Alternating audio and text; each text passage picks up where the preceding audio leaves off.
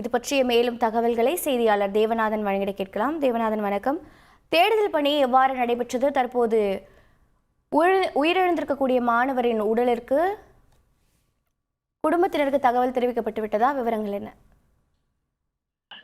கடலூர் செம்மண்டலம் பகுதியில் உள்ள கவர்மெண்ட் ஐடிஐல படிக்கிற மாணவர்கள் நேற்று நத்தப்பட்டு பகுதியில் இருக்கிற குளத்தில் குளித்து விளையாடி இருக்கிறார்கள். அப்போது கோண்டூர் பகுதியை சேர்ந்த கதிர் என்ற மாணவர் மட்டும் திடீரென சேற்றில் சிக்கி மாயமானார்.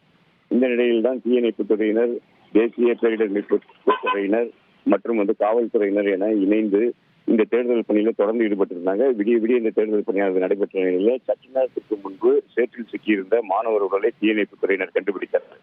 உடனடியாக அந்த மாணவர் உடல் மீட்கப்பட்டு கரைக்கு கொண்டு காவல்துறையினரும் ஒப்படைக்கப்பட்டது. காவல்துறையினர் பிரேத பரிசோதனைக்காக அந்த கதிருடைய உடலை தற்போது கடலூர் அரசு மருத்துவமனைக்கு கொண்டு சென்றிருக்கிறார்கள். தகவல்களை வழங்கியதற்கு நன்றி தேவநாதன்.